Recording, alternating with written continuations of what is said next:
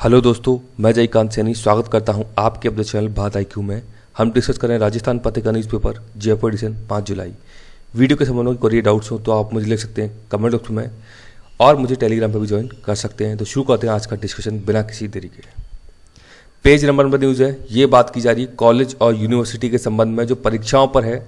परीक्षाओं के मामले में फैसला दिया गया है। यहाँ पे राजस्थान की बात की जा रही है। तो स्नातक यानी कि ग्रेजुएशन लेवल की प्रथम वर्ष के जो छात्र हैं उनको सीधे प्रमोट किया जाएगा और यूजी पीजी में अंतिम वर्ष की परीक्षाएं होंगी। यानी कि जो अंतिम वर्ष में लोग पढ़ रहे हैं, बच्चे पढ़ रहे हैं, उनकी परीक्षाएं यहाँ पे कंडक्ट कराई जाएंगी। लेकिन प्रथम वर्ष के जो स्टूडेंट हैं उनको सीधे ही प्रमोट कर दिया जाएगा। ये बात यहाँ पे बताई जा रही है। तो 1 घंटे का होगा पेपर, एक विषय के पेपर एक साथ यहाँ पे होंगे। ये कुछ चीज़ें बताई गई हैं। सवाल ये है कुछ इनके 6 लाख विद्यार्थियों के वैक्सीनेशन की क्या व्यवस्था है। गत वर्ष की स्थिति के बारे में बात की जा रही है। यूजीसी से नहीं मिले हैं निर्देश, तो ये इनके द्वारा इस प्रकार की डिसीजन यहाँ पे लिया गया है। ये मंत्री हैं राजस्थान के, जो हायर एजुकेशन के मंत्री हैं ये।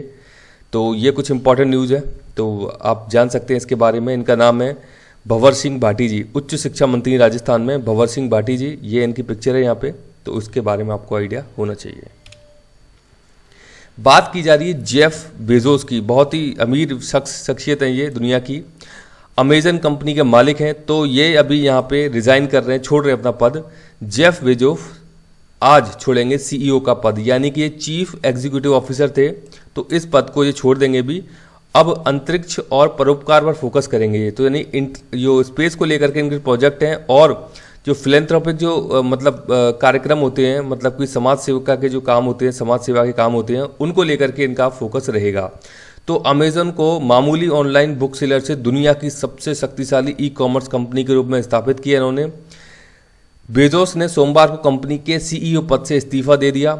अमेजन के कार्यकारी अध्यक्ष ये बने रहेंगे, यानी कि एग्जीक्यूटिव चेयरमैन बने रहेंगे अभी ये, लेकिन एग्जीक्यूटिव ऑफिसर के पद से यहाँ पे इन्होंने अभी रिजाइन दे दिया है। एग्जीक्यूटिव ऑफिसर क्या होता है? सीईओ।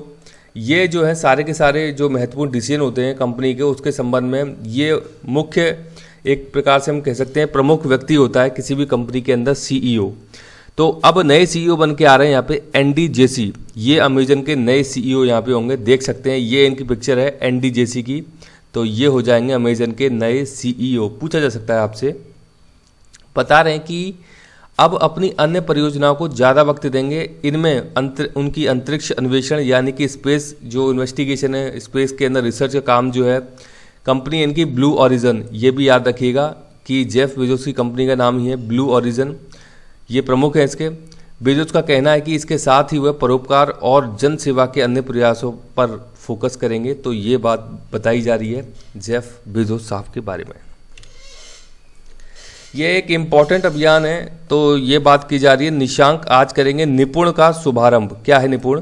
केंद्रीय शिक्षा मंत्री रमेश पोखरियाल निशांक साहब निपुण भारत अभियान, याद रखिएगा, निपुण भारत अभियान का शुभारंभ करेंगे। इसके तहत अच्छी समझ व अंकगणितीय ज्ञान, याद रखिएगा।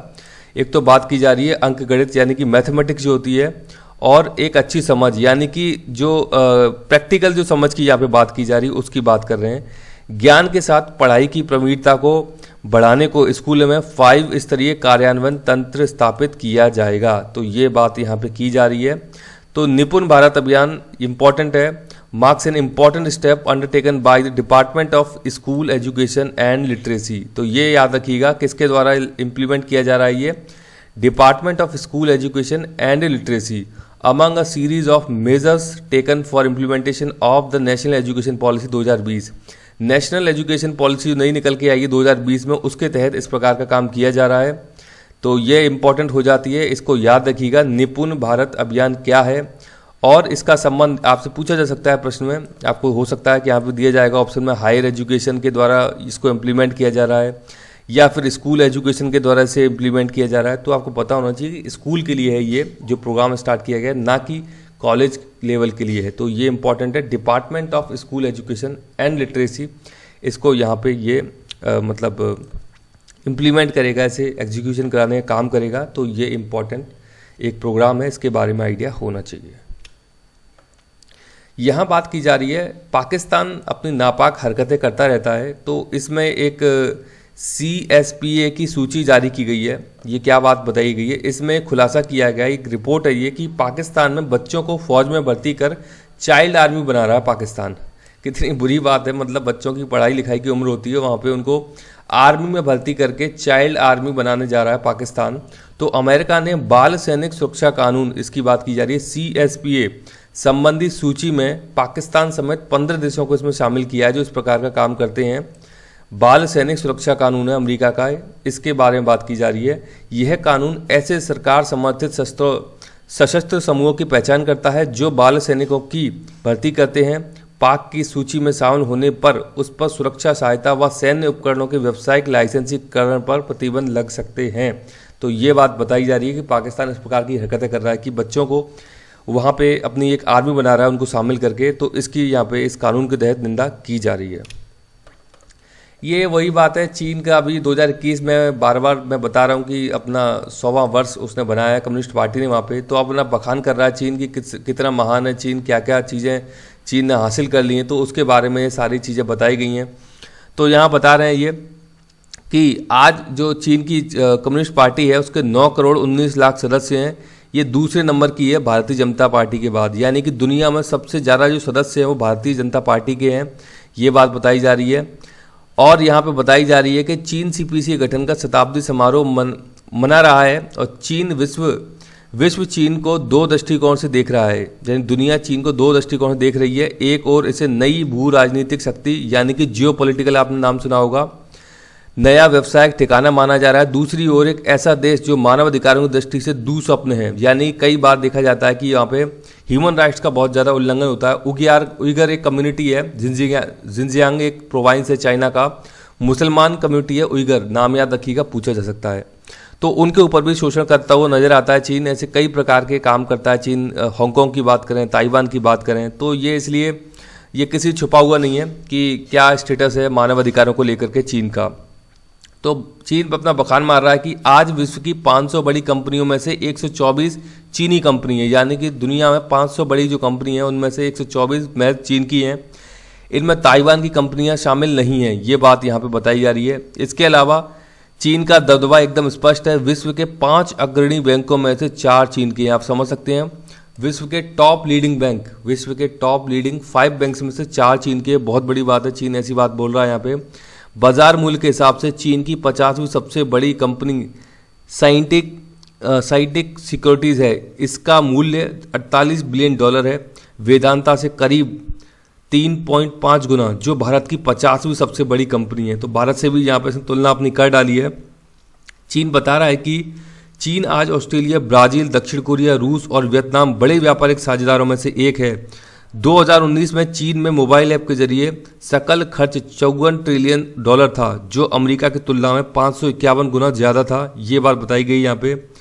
Open source autonomous vehicle platform के 130 पार्टनर हैं और DJI को दुनिया की अग्रणी ड्रोन निर्माता कंपनी माना जाता है, जो कि चीन की है। यहाँ पे ये बात बताई गई है। यहाँ बताया जा रहा है कि चीन में 30 साल पहले की तुलना में 74.5 करोड़ लोग गरीबी से बाहर आ चुके हैं। मतलब इतना इसने काम किया चीन ने कि 30 साल पहले जो गरीब लोग थे, 74.5 करोड़ लोगों की बात की जा रही है, वो आज मध्यम वर्ग में आ चुके हैं।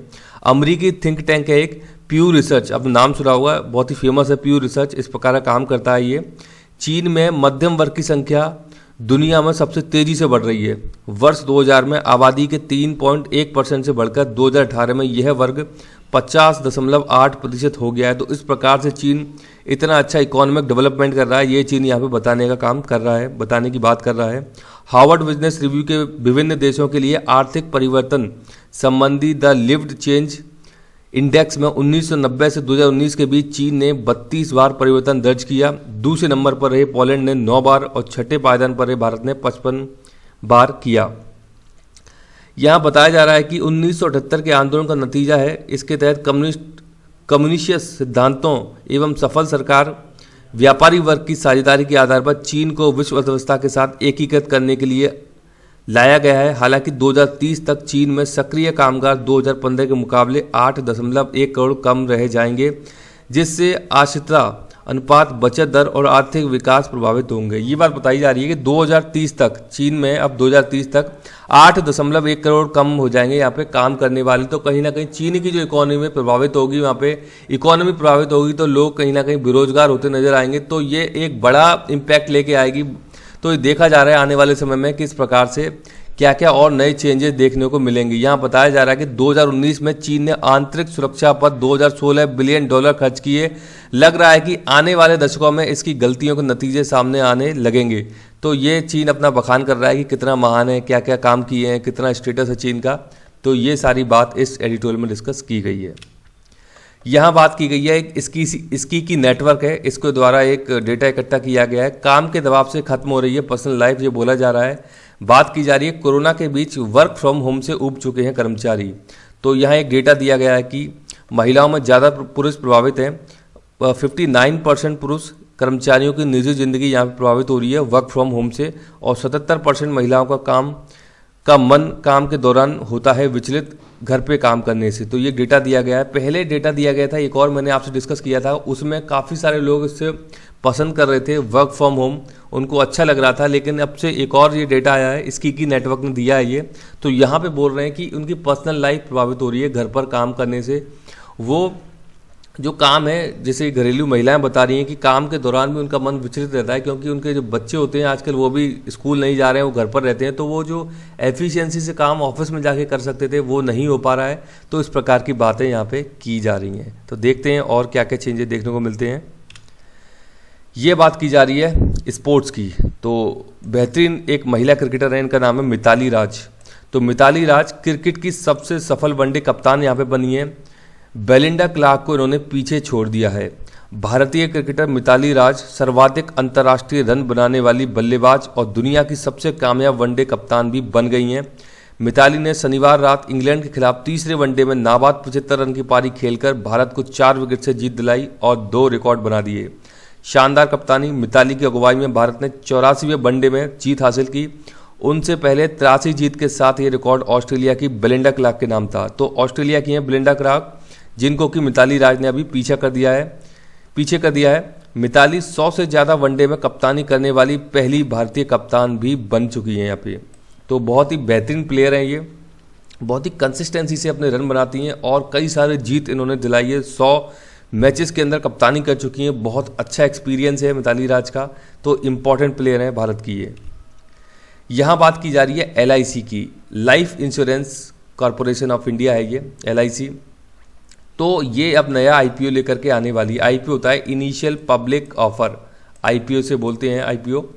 ये IPO कब निकाला जाता है? जब भी कोई कंपनी अपना नया स्टॉक इशू करती है। स्टॉक जब नया कोई इशू करती है अपना कंपनी, तो तब ये कंपनी अपना IPO निकालती है। बहुत ही दिग्गज कंपनी है, सरकारी कंपनी है LIC यहाँ पे। तो इसके द्वारा अपना एक IPO लाया जा रहा है। तो मार्केट में बड़ी हलचल मची हुई है इसको लेकर के, काफ़ी ज़्यादा कहते हैं बेचैनी है लोगों के अंदर कब ये IPO आएगा। तो बताया जा रहा है 2022 में ये IPO आ जाएगा जनवरी में। तो IPO से क्या करती है कंपनी, यहाँ पे ये जो कंपनी है अपने शेयर इशू करती है लोगों को, यानी पब्लिक को अपने शेयर इशू करती है। जो भी लोग इसे परचेज करते हैं वो कंपनी को पैसा देती है। मतलब कि कहीं ना कहीं मोटी बात यह है कि IPO के जरिए, शेयर इशू के जरिए कंपनियाँ पैसा जुटाने का काम करती हैं, फिर उसे इन्वेस्टमेंट करती हैं और मुनाफा कमाती हैं खुद भी, और जो इन्वेस्टर हैं जिन्होंने अपने शेयर खरीदे हुए हैं उस कंपनी में उनको भी मुनाफा देती हैं, लाभांश देती हैं। तो इस प्रकार का काम IPO के जरिए किया जाता है। जो शेयर इशू किए जाते हैं उसके जरिए इस प्रकार का काम किया जाता है। तो मुझे आशा है कि आज की वीडियो आपको अच्छी लगी होगी। यदि वीडियो अच्छी लगी तो ज़्यादा से लाइक करें, शेयर करें, सब्सक्राइब करें, ताकि और भी लोग वीडियो का फ़ायदा उठा सकें। आप मुझे अपने सुझाव कमेंट में भेज सकते हैं या मुझे ईमेल भी कर सकते हैं। इसी के साथ धन्यवाद, मिलते हैं अगली वीडियो में।